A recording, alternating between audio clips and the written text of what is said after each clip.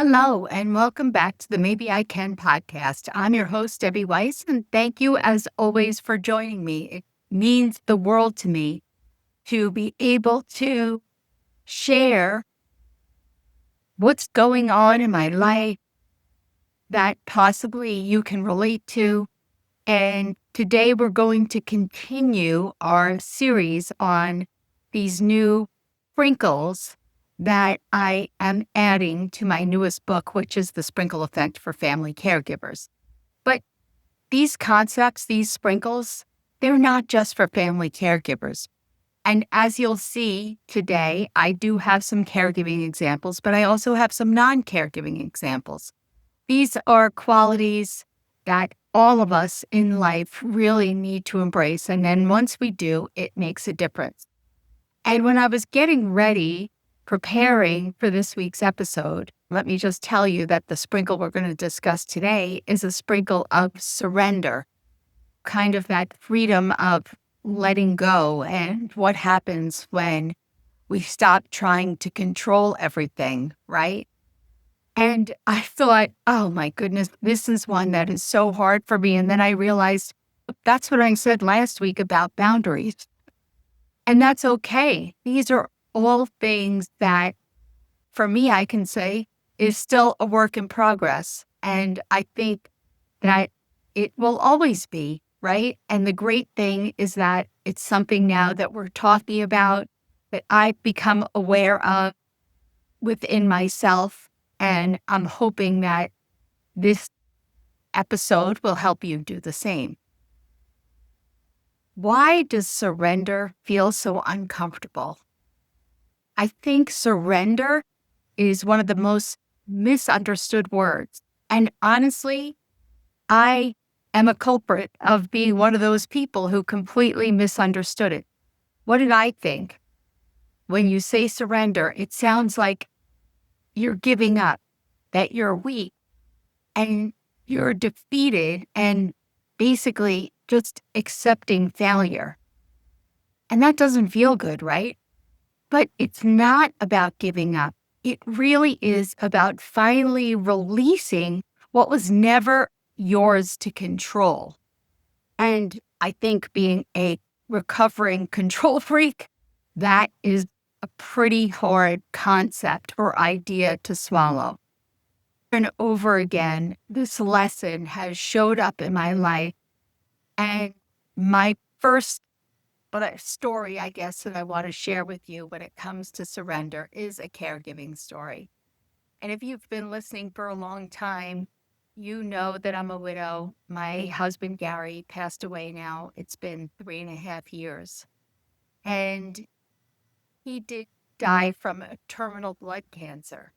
But during the 6 months between when he was diagnosed and when he died, cancer was not the hardest part of his journey or my journey. It was his struggle with mental illness. And leading up to that terminal cancer diagnosis, I've got to backtrack a little bit to have it all make sense. Gary worked with me for 20 years at my insurance agency. Since I started, we were in it together. And I noticed that something started changing. He was not himself. He was not fun anymore. He always seemed to be down. He had a lot of anxiety. He some days couldn't make it to the office, and if he did, he couldn't come inside. And when he was inside, he would hide in a closet basically and be sleeping in a chair. And in that time, all I did was try and figure out what's wrong with him. How can I help him? I would make doctor's appointments, tell him the doctor's appointment, tell him that morning, and he wouldn't get out of bed and go. And I would then have to call, apologize because he was either a no-show that I didn't know he wasn't going, or I was canceling at the last minute and then trying to reschedule. And this wasn't just with one doctor. This was with many doctors because he did have a lot of things going on, physical illnesses prior to the terminal cancer diagnosis. So a lot of different doctors were involved. And I was trying to get him to go to therapy, and he wouldn't do that. Some days I couldn't get him out of bed. I would go to my office because by this point he just stopped working. He couldn't handle it mentally and emotionally, couldn't handle working. And so my older son was home at the time, and he also struggles with mental illness. So he's very tuned to what to look for and what was happening. And he would call me because he would be at home. My husband would be at home. I would be at the office. And he would call me and say, "It's 2 o'clock and Dad's still in bed." And I tried to get him out of bed and I couldn't. He yelled at me. And this went on for months and months. And I tried to reach out. I was just searching for an answer, always trying to get him to do things. And no matter how hard I tried, I couldn't. I couldn't get him to do things. I thought if I encouraged him enough, if I loved him enough, if I pushed him enough, maybe I could change the outcome. And then I realized at a certain point, there is absolutely nothing that I can do. Now, here's where I say that I was and still am on this journey. I couldn't help myself from continuing to try. I think what I realized at a certain point was I could set the things up. I couldn't make him do anything. Eventually, what wound up happening was that my son, Sam, to me, "Dad needs help and you have to call 911 and we have to get him into a mental hospital." And a few years earlier, this had happened with Sam. And it was a terrible situation. Day when the police, the ambulance, the emergency responders came and they had to forcefully take Sam away. Sam knew what this was like. And he also knew how he was helped, and he wanted the same for his father. Eventually, we did have to do the same thing and have Gary taken away, and not willingly. It was a terrible situation. I realized I can't control what Gary does. I couldn't control how he behaved, how he responded. And it was tough because all I wanted was to be able to fix things. I wanted to make things better for him. And somewhere along the way, I did realize I've got to give this up because it's not my life. I can't control his choices. I can do whatever I can to help.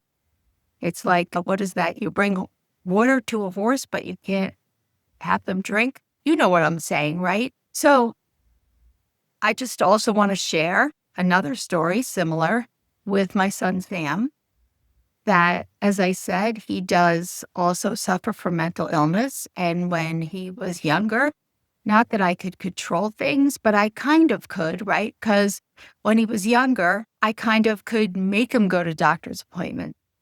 I made him go to therapy.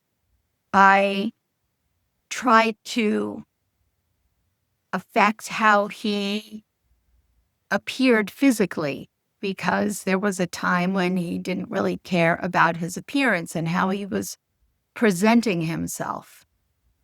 But as he got older, now he's 25, I can't control those things anymore.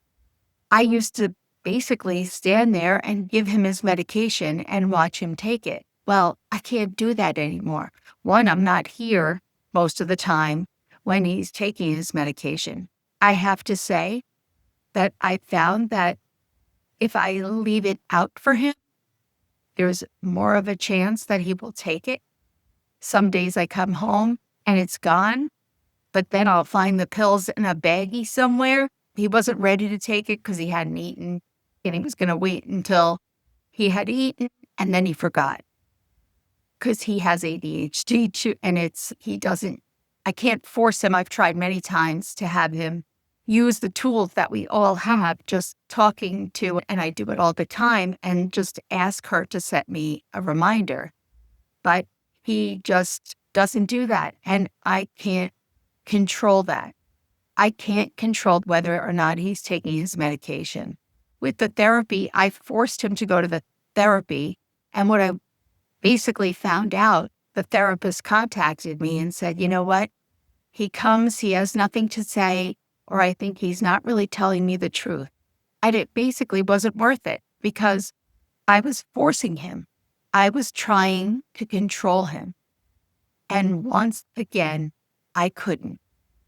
And that was another heartbreaking lesson in surrender. I love him so, so much, but it doesn't mean that I can control him. I can't control the outcome, especially now that he's an adult. And it's really hard to learn the difference between supporting someone and actually controlling someone. And that trying to control what you really can't, it's exhausting, right? I mean, you become frustrated. Oh my goodness, how frustrated have I been at both Gary and Sam because they're not doing what I, told them to do or an appointment that they were supposed to go to. And here I was putting in all this effort and I was doing everything for them. All they had to do was show up and they couldn't even do that. And I was constantly frustrated. I resented them for not doing what in my mind they were supposed to do, that I was handing them on a silver platter. So I did become resentful and I was exhausted. You're on this hamster wheel, making me appointments, figuring everything out with the medicine, with all the things, and then they don't show up at an appointment and then going through that cycle of having to then cancel and reschedule and me worrying, are they awake? Are they going to show up when they're supposed to show up? All the things. It's exhausting. And that is an addition to my regular life, right? This is one of the reasons why when we are caregivers, we are constantly exhausted. It's exhausting trying to control everything. And I think that this is one of the hardest truths in life, that caring deeply about something or someone does not mean you can control them or the situation. And so what surrender actually means is accepting the reality. I mean, this is what it is. If he wants to stay in bed, I can't make him get up. I have to release control. It's surrendering that grip, that tight grip that you're walking around with all the time. Surrender is not giving up. It's not abandoning hope or becoming passive. It really is just loosening your grip. Think of that visual because it's exactly how it felt when I was trying to control everyone and everything and all the situations and anticipating what the next problem or the next fire is going to be and trying to control it so that it doesn't blow up in your face. Let me give you one more personal example about surrender, and it's a very different kind of example. It has to do with weight loss. If you are new to the podcast or to me, one of my backstories is that I have struggled with my weight for my entire life, and I know I will continue to do so. But after I turned 50, I kind of had this realization that something had to change. And the first thing back then that I knew how to change was my weight because of my health. At that point, I was about 100 pounds overweight. And in the past, whenever I tried to lose weight, I put a timeline to it, right? If you've ever tried to lose weight, you know what I'm talking about. Either I want to lose 20 pounds in 3 months, or by my birthday, or by the summer, or before that wedding that you have to go to, or that party, or whatever it is, some kind of event, some milestone. And then what happens when you don't reach that milestone? You're mad at yourself, and typically you give up. And I surrendered. For the first time, I surrendered the timeline. Because I realized, you know what? This is really not a short-term project. I wish it was, but it's a lifelong relationship that I have with my weight. And you know what? What happens if I don't lose 20 pounds in 3 months? What if I lose 8 pounds in 3 months? Does that mean that I should give up? No. Once I surrendered that timeline, it was like, you know what? That's 8 pounds. For goodness sake, if I stayed the same, that means I didn't gain weight. That is a win. I realized there is no timeline. My life is the timeline, and I will continually be on this journey. And so I surrendered the idea that everything had to happen with my weight according to this timeline that I was forcing and trying to control the outcome. And once I surrendered that deadline, the pressure eased and the urgency softened, which kind of allowed me to relax into what I was doing, the changes that I was making. And consistency then became possible because I wasn't striving for this date. Now I'm 62 and I'll be 63 this year. So I've been at this for a dozen years and I'm still on the journey. I have lost 90 of the 100 pounds. I really needed to lose more than 100 pounds. And so where I am right now, I would love to lose 15 to 20 more pounds. And you know what? Here I am a decade later. And if I hadn't surrendered that timeline, I'm sure that I wouldn't be 90 pounds thinner at this point because I would have thought to myself, as I had many times in the past, if I didn't hit the mark on that timeline, I would tell myself, what's wrong with you? You have no willpower. You can't do it. Something's wrong with my body. It doesn't lose weight fast enough. And I would have given up. The moment that I surrendered and I stopped trying to force the timeline was the moment I really found more peace in the whole weight loss journey. I surrendered. And I have to say, boy, does that feel good. So how does this show up for all of us?